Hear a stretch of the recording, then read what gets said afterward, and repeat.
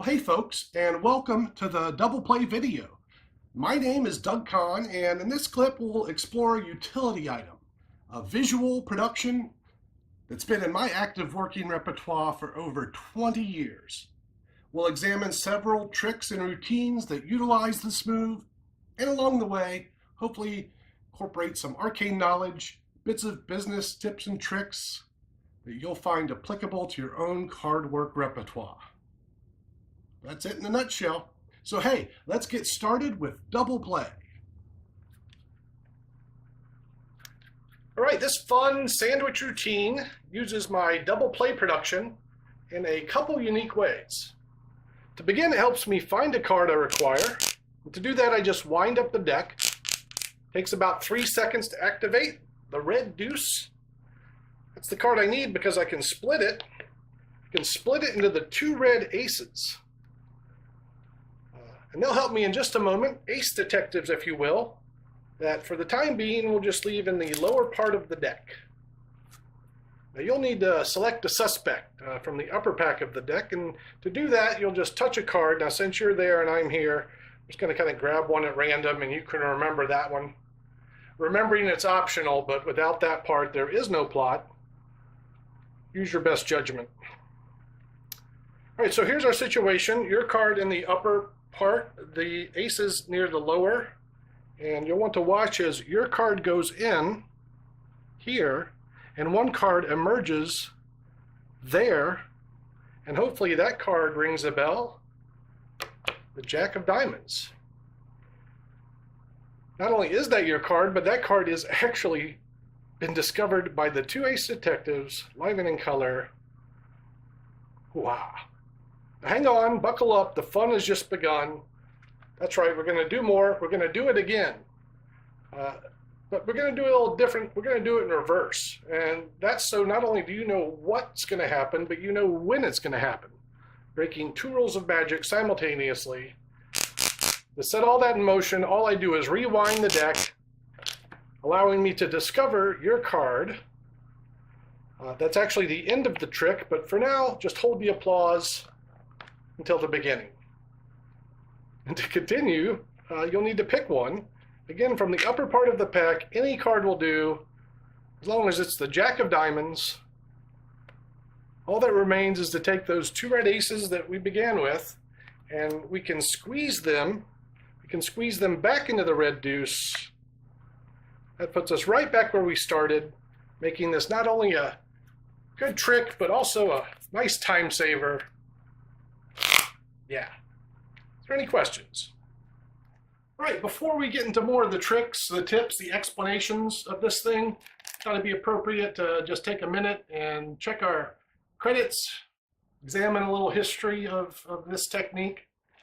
It dates back to the late 80s when Mike Amar published the 2-card trick in his Magic Arts Journal. It was a magic zine at the time. Now it's released as a hardcover book. Highly recommended. Some great stuff in those pages. And Mike's 2-card trick had a face-up production that involved palming some cards and subsequently reloading the palm cards into the deck. So the double play, the variant of Mike's thing that I'm offering, simplifies the move greatly, and I think it makes it just a little more practical for real-world conditions. If nothing else, it's easier. So yeah, 2-card trick published in Magic Arts Journal and also in The Magic of Mike Amar. So if you have either of those books, check it out. I'm sure you'll be happy that you did. Also probably worth noting that I've had the move published a couple of times. It was originally released in Tricks of My Trade, The Magic of Conn. This was published by Paul Cummins in his Fasdiu Press, FASDIU.com. Fasdiu Press, and that's where the double play, my variant, originally saw print. About a decade later, I would also publish the move in video form on my Built to Last DVD set.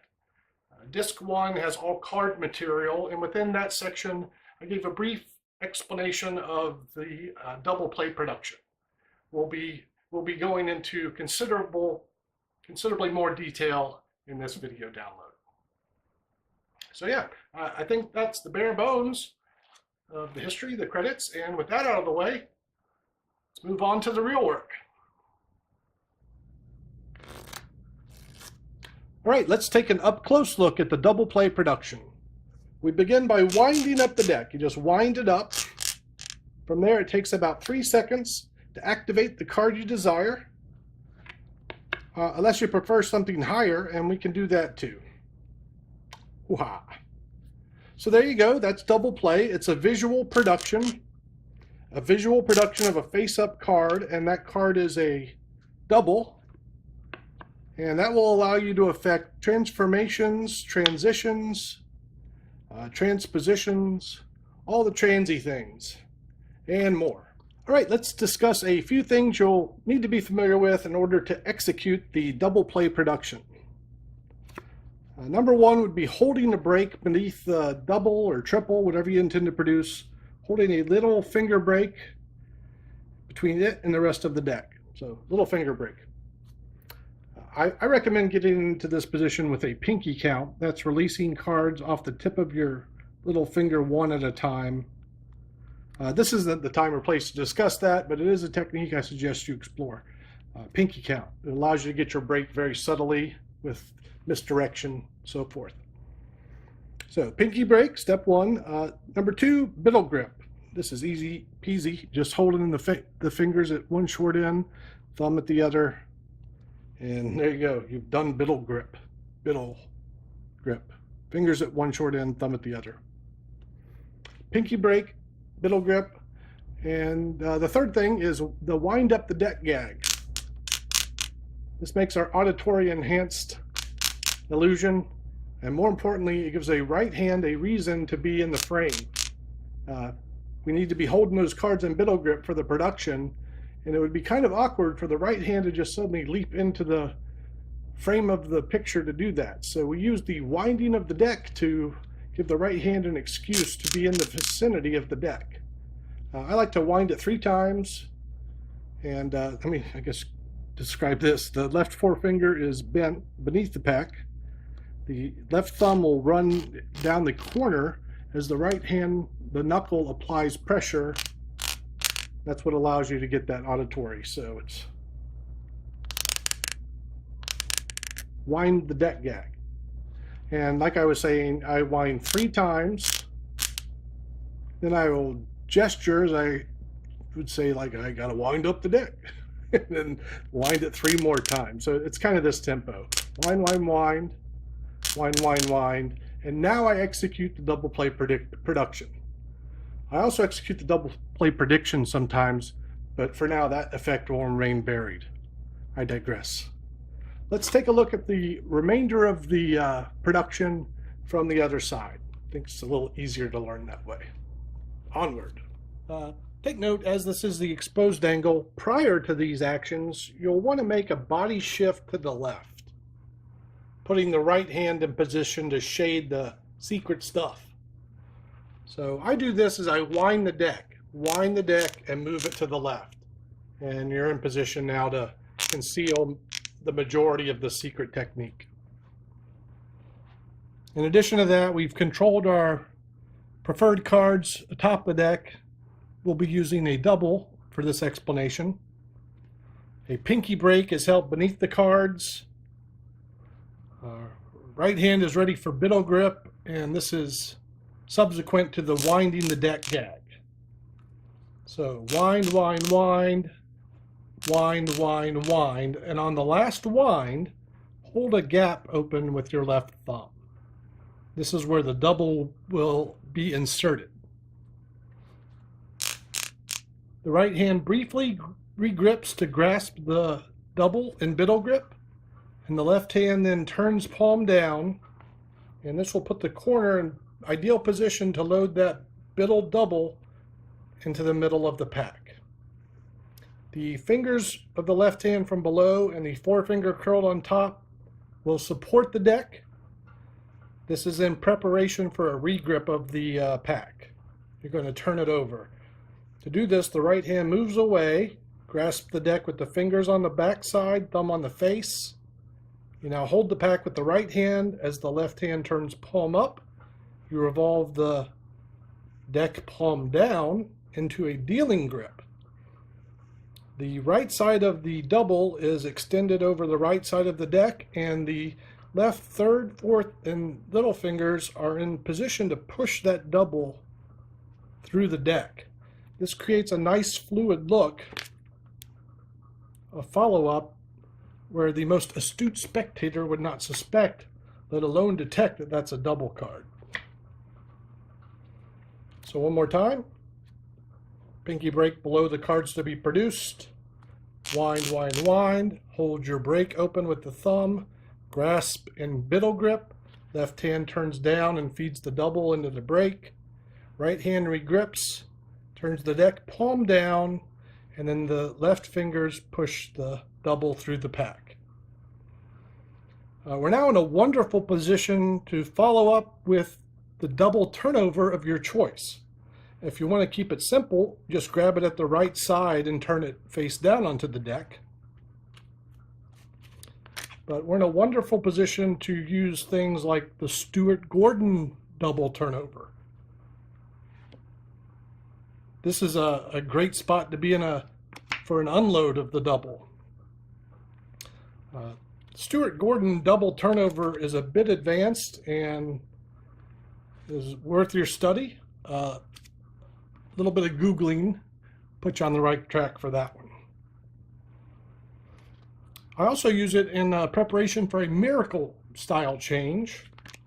And for this, the double is grasped more at the corner and allows us to follow through as such. So the follow-up depends on the effect that you wish to convey to the audience, but the lion's share of the production is just holding the deck, holding the double in biddle, opening with your left thumb, feeding it into that gap, and then revolving the deck over, pushing the double through. That's the double play production. Right, this is one of my favorite effects using the double play production. It uses two selected cards. Just going to grab some high contrast. We'll use the Ace of Spades and the King of Hearts. In the real world, these would be free selections, most likely chosen by spectator peaks and controlled with the side steal. For now, suspend the disbelief and we'll proceed to the denouement. Finding the selections. It's a simple matter of winding up the deck. You just wind it up. Takes about 3 seconds to activate. There we go. Card number 1, the spectator Ace of Spades. Does that ring a bell? Nice, thank you. And yes, hold that applause. Save it up. I have a weak finish. We'll get there. Number 2, I'm just going to put yours where I need it. It's 25 from the top. If you're counting, and I am, that's 26 from the bottom, minus the 1, of course. And got it. Sir, did you pick the same card as the... No. Ace of... Maybe you had the King of Hearts? Oh, c'est bon. Très bien. You get a free French accent. No extra charge with this effect. All right, that was Double Play. Double Play as originally published in the Tricks of My Trade book. Okay, to perform this fun impromptu transposition, just have 2 cards selected and controlled to the top. As mentioned in the performance, I used the side steal. That's what I do in all my performances. I mention methods. So I have the card peaked. I hold a little pinky break below it. And I use the MP side steal. It's kind of nice because the fingers don't leave the front of the deck. They stay there. This is Marlowe's MP side steal from the Mint, Marlowe and New Tops magazine or book. The third finger pushes the selection to the right and then pulls downward into an MP or Tenkai position.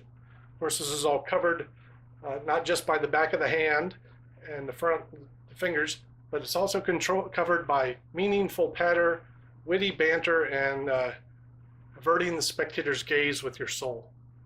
And that's what allows you to control the card to the top with the side steal. This isn't really the time or place to go in depth on card controls.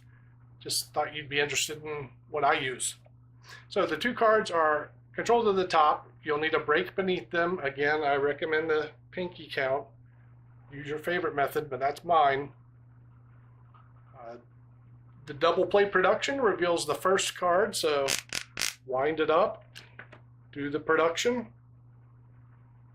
push the double through and turn it face down atop the deck. Remove the top card and set it aside.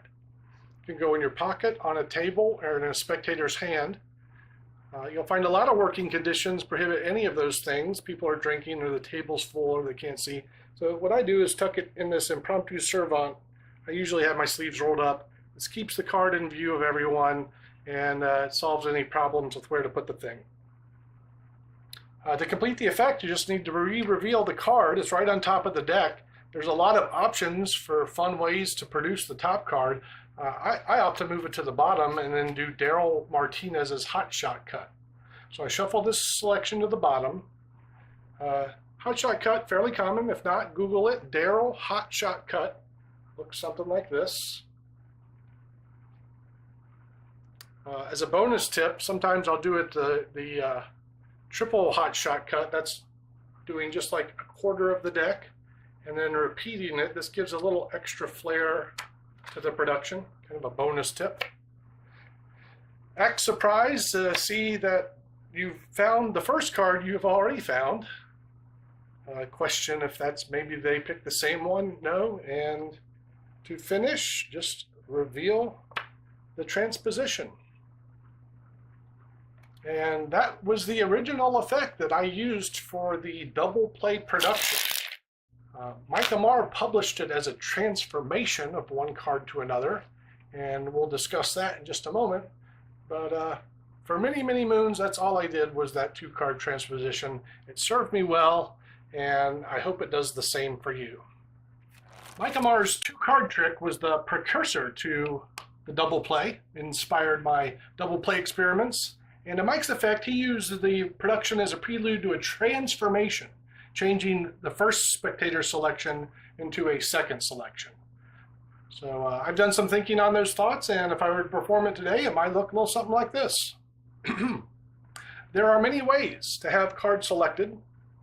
Pick a card, any card, that's a common option. Maybe just looking at a card as they go by, that would be pretty fair. So here, just say stop as I go through the pack, and your spectator could stop anywhere. So you're just looking at one, that's fair. But there's a fairer way in the land. Fairer way, madam, if that is your name, just think of a card. 52 possibilities, just think of one. All right, with 2 cards in mind, one looked at, one being thought of, and maybe this. So you just concentrate on your card, do a little tappy tap tap, and you know what that does. It hurts my finger. Yeah, I'm into that, so. Oh, also makes one card jump out of the deck, 24 from the top, 26 from the bottom. I think I got it. Which one are you thinking of? The Queen of Hearts.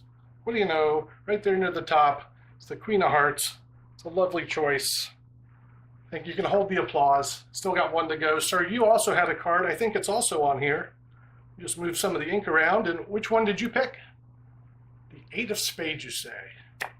The man or beast. Still just a card trick geek. I don't get out much. No social life, really. All right.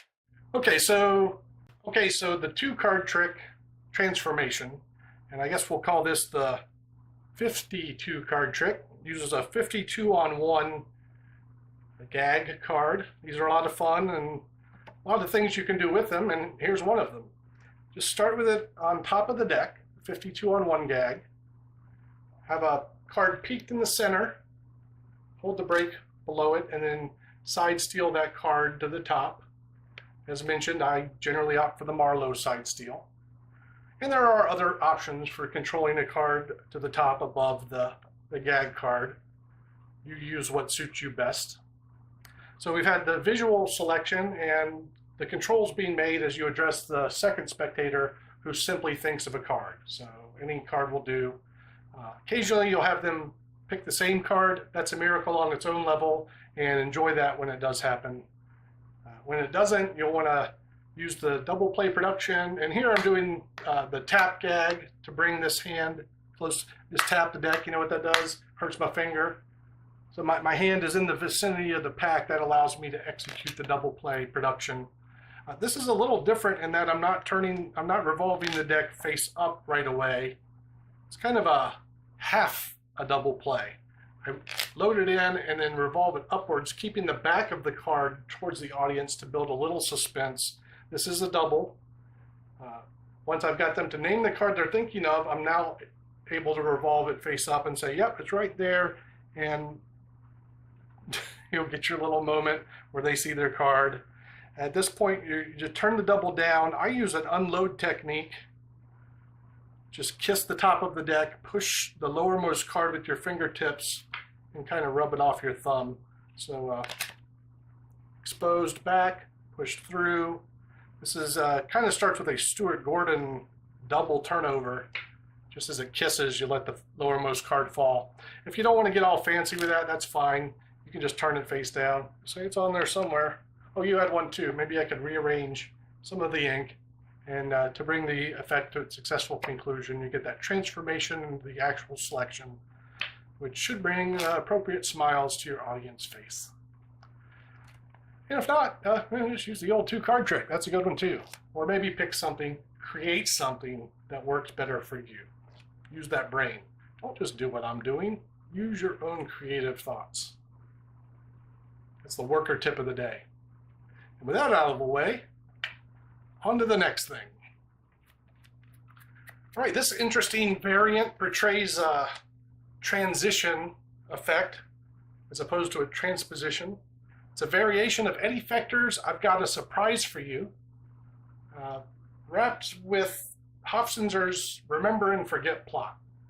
It's a nice mishmash that looks a little something like this. Sir, could you just touch a couple of cards? Well, since you're there and I'm here, I'll just take a couple at random and do this. Just remember one of those. So forget the other one and just remember one. And if you don't know how to forget, you can ask my wife. She forgets things all the time. Meaningful patter, witty banter, yucks.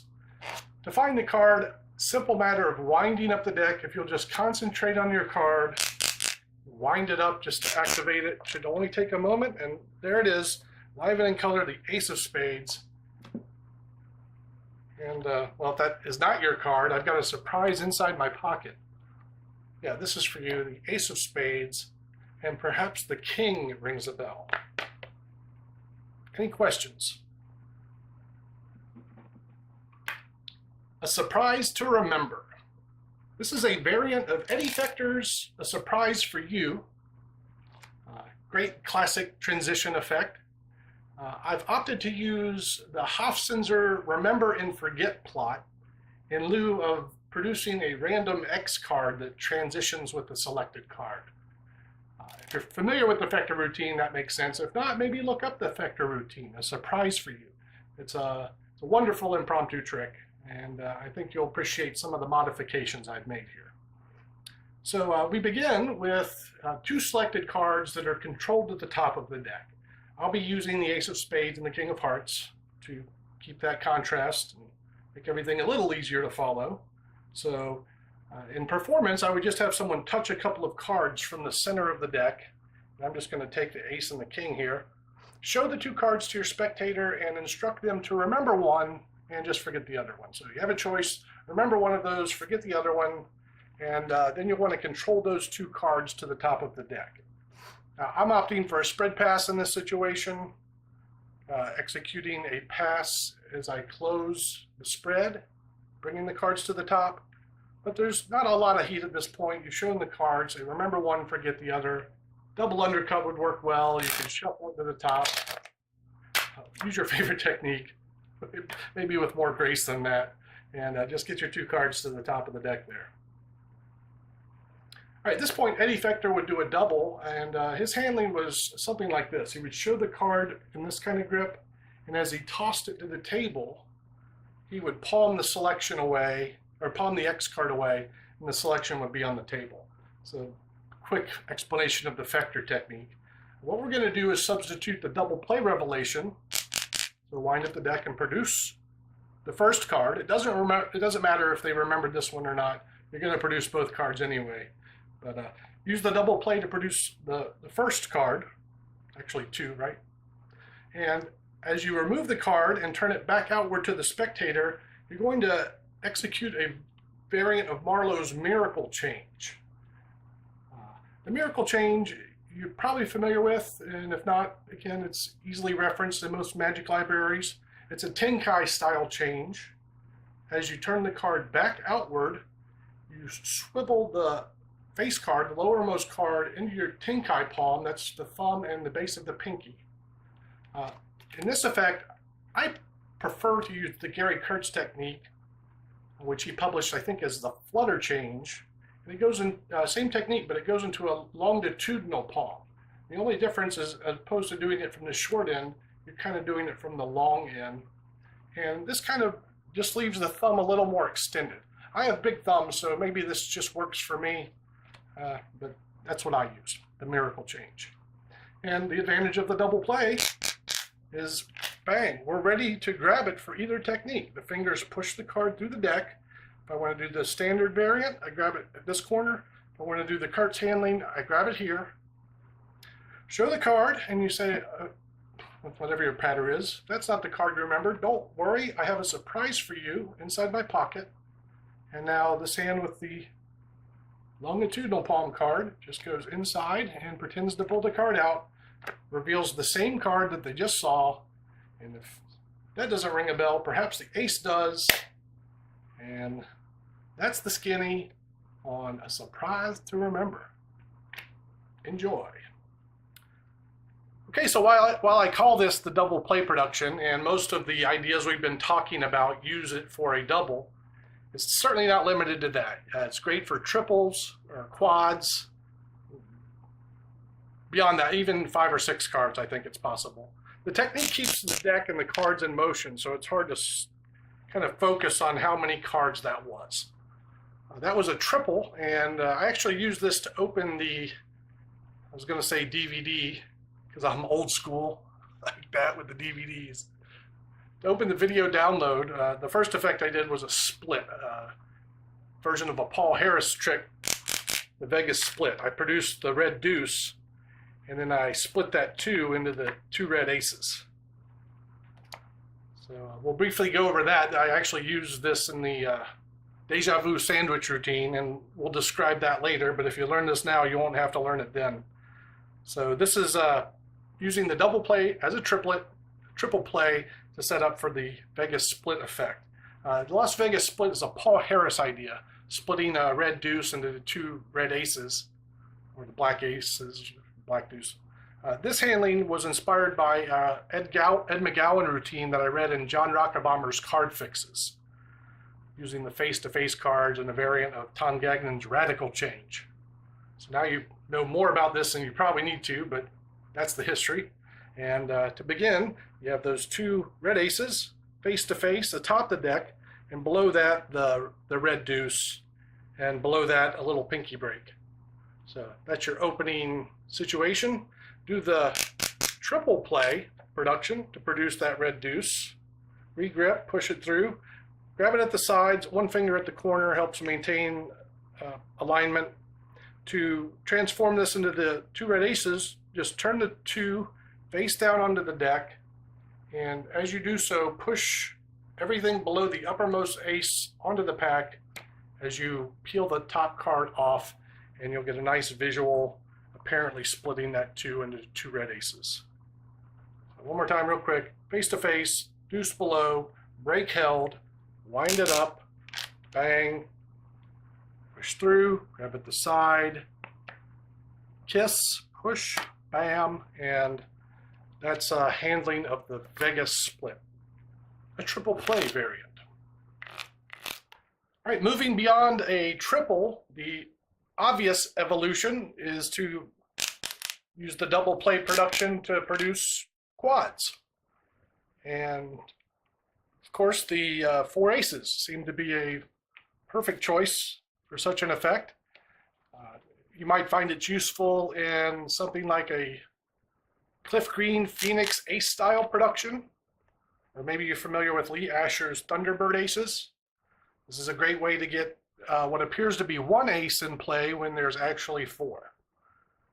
In the Uber tip of the download here, I'd like to recommend an effect by Jack Carpenter that was published by Steve Mayhew in Steve's Impressing Jodie Foster lecture notes.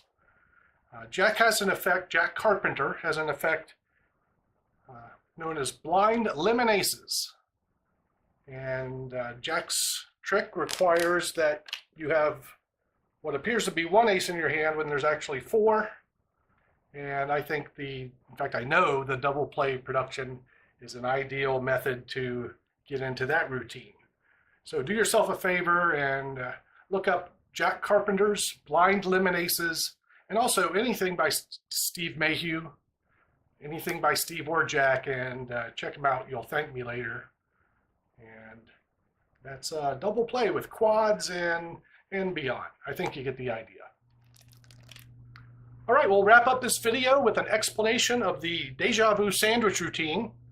This is the routine I performed at the beginning of the video. It's a nice synergistic series of effects that integrate the double play production at a couple key points, including the opener. It begins with the Vegas split, the triple play split, which we described briefly earlier. You can reference that for extra details, but for now it's this, the two red aces face to face atop the deck, below that the red deuce, and below that your pinky break. You're ready to begin. As you profess to need a red deuce, just wind up the deck. That gives me the card I require because I can split it, and here's our Vegas split effect. I can split it into the two red aces, and that'll help us in just a moment. And now you kick cut or swing cut or just cut the red aces into the lower portion of the deck, the lower third, the lower fourth. And take note, below those red aces is the red deuce. We'll need that later. We're now going to offer a selection from the upper part of the deck. This will be controlled via Marlowe's convincing control. Marlowe's control is a fairly popular card technique, easily researched. We'll describe it briefly here. Spread through the upper part of the pack. Go slowly, giving your spectator time to touch a card. They do just that. We'll just assume this is the touched card, the Queen of Hearts. As you bring the spread up for the spectator to look at the card they've touched, you secretly square the card above it to the left. It doesn't have to be perfectly aligned, but you'll want to move it close to it. And that's done under this misdirection. Look at the card, remember it. As you bring the spread down, your fingers will execute the control, the right finger's pulling the selection to the right, and the left thumb and forefinger moving that X card up jogged. So it's, oh, you want that one? Okay, take a look at it, remember it, and we'll leave it out jogged. Now, what's happening here is I'm spreading the pack, culling the selection below the deck, and I'm going to feed it in between the two red aces as I in-jog them at the rear of the pack. This whole situation is basically a setup for Earl Nelson's submarine sandwich effect, published in Earl's Variations book. Great book, wonderful stuff in there. So this is the submarine sandwich effect. You push that X card in, and then when you push in the out-jogged aces, one card will protrude from the lower part of the pack, and that will be the selected card. There's options to reveal it. I like to show the card first. It shouldn't be there, but it is. So that's beat one. Spread through, showing one card between the red aces. Beat two. And beat three is turning the card face up. Bang. It's magic. We're going to create a relaxation point here. This is to take the heat off as we control these cards back to the top of the deck. So there's your card between the red aces. Thank you very much. I'm here all week. Try the veal. And I usually opt for a spread control to get this whole section back to the top of the deck. If you're not into passes and such things, as noted, it's a relaxation point. So you show the card between the red aces, turn it face down, you can just catch a break. I'm here all week, try the veal, thank you very much, and maybe use a double undercut or an overhand shuffle to get the necessary cards back in situation. All right, we're now ready to finish the routine, and the end of the routine is the reverse card effect. We use the double play to start, so get your break. Again, I'm using the pinky brake here. Get your brake below the top two cards. So when you rewind the deck, you find your card, and that's actually the end of the trick, but you can save your applause to the beginning. Yuck, yuck, yuck. Turn the double down and then insert the upper card, which is now an ace, into, I don't know, about halfway down, a little lower than halfway. The selection is now on top, and we're going to force that card again using a similar Hofzinser spread under the Conn force, so under the Conn. I think I just made up a move. I think I'll move along. Under the spread force. Yes, something like that. Pull the top card off, just the top card, which is the selection, and then run the rest of the cards above it, maintaining a separation of the selected card below. Casually performed, it looks like this. And of course, you'll need to pick one, just touch one or say stop somewhere. When your spectator stops, square everything, loading the force selection below and surprisingly bringing it into view. Say, oh, now you've picked your card. I guess all that remains is to take those two red aces. And what we're going to do now is upjog this red ace aligned with this one as we pull what is apparently the two red aces out of the center of the deck. Immediately after that, I get a break below the red deuce. That's so that I can bring the effect to its finale by placing the red aces atop the pack. I lift everything above the break, which is the red deuce and the two red aces. My brain says to relate this to a Steve Beam color change. So I'm going to do that right now. In fact, I just did. Grab everything in your palm up right hand. As you square the cards, your hand turns at the wrist and does a through the fist flourish, apparently producing that red deuce from the two red aces. That leaves everything right in position where it should be, all the cards face down, and should leave your audience amply entertained. Whew, that was a workout. I think I broke a sweat. Okay, so that's the double play sandwich. I hope it's inspirational and you find it useful. And that about brings this video to its conclusion. And that brings us to the end of the double play project. Before signing off, I'd like to thank you for spending your time, for spending your energy and your money. Thank you for that. I sincerely hope that you got something of use from this video. If anything was unclear, or if you have any questions or comments, feel free to drop me a line, conjure@gmail.com, or you can always find me at www.dougconn.com. Well, that's it for now. Thanks again for watching. We'll see you next time.